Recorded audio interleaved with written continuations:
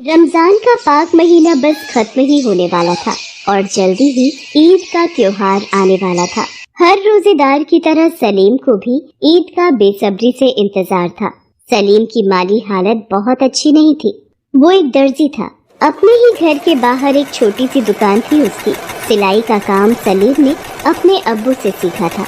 उस जमाने में सिलाई का काम बढ़िया चलता था, लेकिन अब वक्त बदल चुका था। लोग ज्यादातर रेडीमेड कपड़े खरीदना और पहनना पसंद करने लगे थे। यही वजह थी कि सलीम का काम लगभग बंद ही पड़ गया था और इसीलिए सब कुछ बहुत मुश्किल हो गया था। सुनिए जी, रोजे तो किसी तरह निकल गए, लेकिन ईद को क्या करेंगे? बच्चों का बड़ा मन है नए कपड़े पहनने का, तो सिल दीजिए ना दोनों के लिए एक एक जोड़ी। और वो सेवई। हाँ, मैं करता हूँ कुछ, तुम फिक्र ना करो। इतना कहकर सलीम घर से बाहर आ गया। वो अपनी बीवी फातिमा से नजरें चुरा रहा था, क्योंकि सच यही था कि एक दर्जी होने के बावजूद वो अपने बच्चों के लिए ईद पर नए कपड़े नहीं सिल पा रहा था, क्योंकि उसके पास कपड़ा खरीदने तक के पैसे नहीं थे। फातिमा सलीम के हालात समझती थी, लेकिन वो भी क्या करे। बच्चों के फरमाइशी चेहरे उसे बोलने पर मजबूर कर ही देते थे। अम्मी, आपने अब्बू से बात की? हाँ, बोल दिया है मैंने। अब्बू ने कहा कोशिश करेंगे। फिर से कोशिश? तब तो हो गया, आपा रहने दो। यहाँ तो उम्मीद लगानी ही बेकार है। लगता है इस बार भी इन्हीं फटे पुराने कपड़ों में मनेगी ईद। और मनेगी भी क्या, वही हर साल की तरह अम्मी पानी में सेवई उबाल कर दे देंगी। बस हो गई हमारी ईद। तो इससे अच्छा तो ईद आती ही नहीं।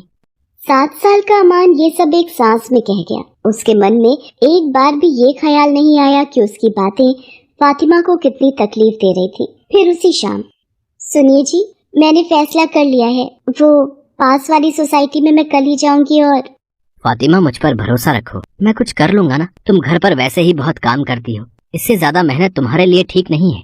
ठीक तो वो भी नहीं जो हो रहा है। बच्चों ने इस बार कितने मन से रोजे रखे हैं। ईद पर कुछ तो होना ही चाहिए उनके लिए। और ऐसा नहीं है कि मुझे आप पर भरोसा नहीं है, लेकिन जब तक आपका काम ठीक से नहीं चलता, मैं आपकी मदद करना चाहती हूँ बस। सलीम चाहकर भी फातिमा को रोक नहीं पाया और अगले ही दिन फातिमा काम की तलाश में निकल गई। जी अस्सलाम वालेकुम, मुझे राधा ने भेजा है। अच्छा, वालेकुम अस्सलाम। आओ अंदर आ जाओ। तुमने इससे पहले कहाँ काम किया है? जी कहीं भी नहीं, बस अपना घर ही संभालती आई हूँ अब तक तो। देखो, ईद पर हमारे यहाँ बहुत बड़ी पार्टी है, तो तुम सब कर तो लोगी ना? जी आपा, मैं सब कर लूंगी, आप बिल्कुल फिक्र ना करें। एक मिनट, मुझे ये फालतू की रिश्तेदारी पसंद नहीं है। मुझे मैडम कहोगी तो ज्यादा ठीक रहेगा। जी मैडम जी, माफ कीजिएगा।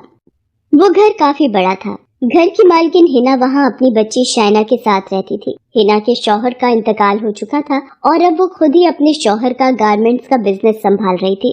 अकेले रहने की वजह से हिना का बर्ताव थोड़ा रूखा हो गया था।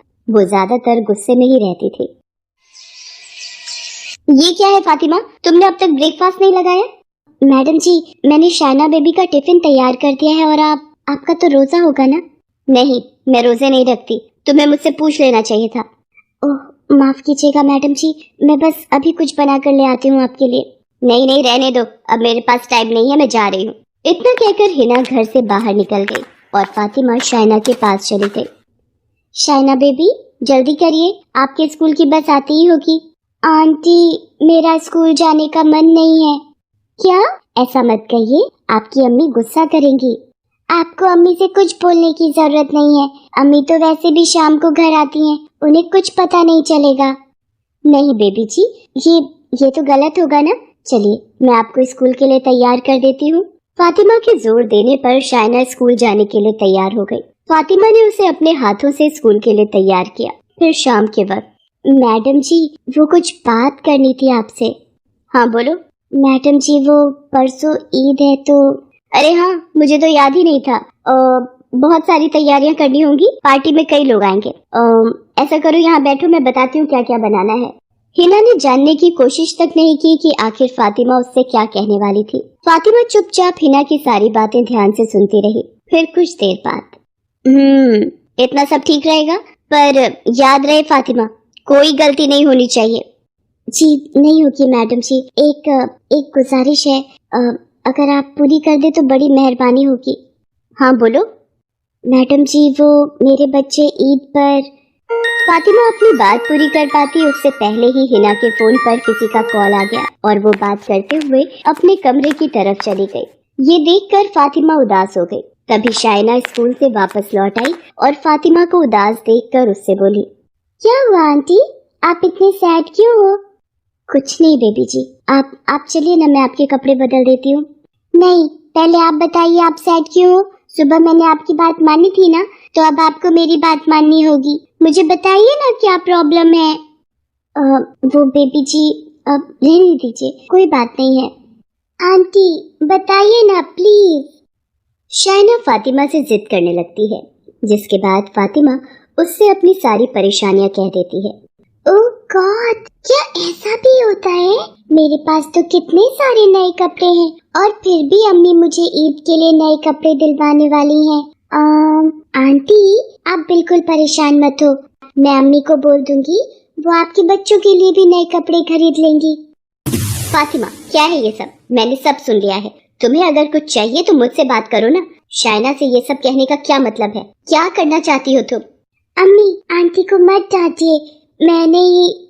शाइना तुम चुप रहो और अपने कमरे में जाओ अभी। मैडम जी आप गलत समझ रही हैं, मैं जो समझ रही हूँ ठीक समझ रही हूँ।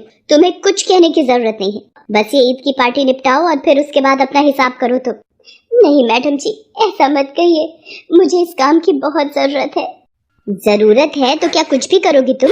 मेरी शाइना भी बच्ची है, उसे बहलाकर तुम क्या करना चाहती थी? मैं सब समझती हूँ। इतना कहकर हिना वहाँ से चली गई। फातिमा दुखी होकर रोने लगी। हिना ने उसे उसकी सफाई में कुछ कहने का मौका तक नहीं दिया। अम्मी आप आ गई, कहाँ जा रहे हो तुम दोनों? सिर्फ हम दोनों नहीं अम्मी, बल्कि आप भी तो चल रही है ना हमारे साथ ईद के लिए कपड़े दिलवाने। आपने ही तो कहा था कल। हाँ कहा तो था मैंने, पर बच्चों। पर क्या अम्मी, आप भी अब्बू की तरह झूठ बोल रही थी क्या? नहीं, पर वो क्या है ना, आज मैडम जी से बात नहीं हो पाई।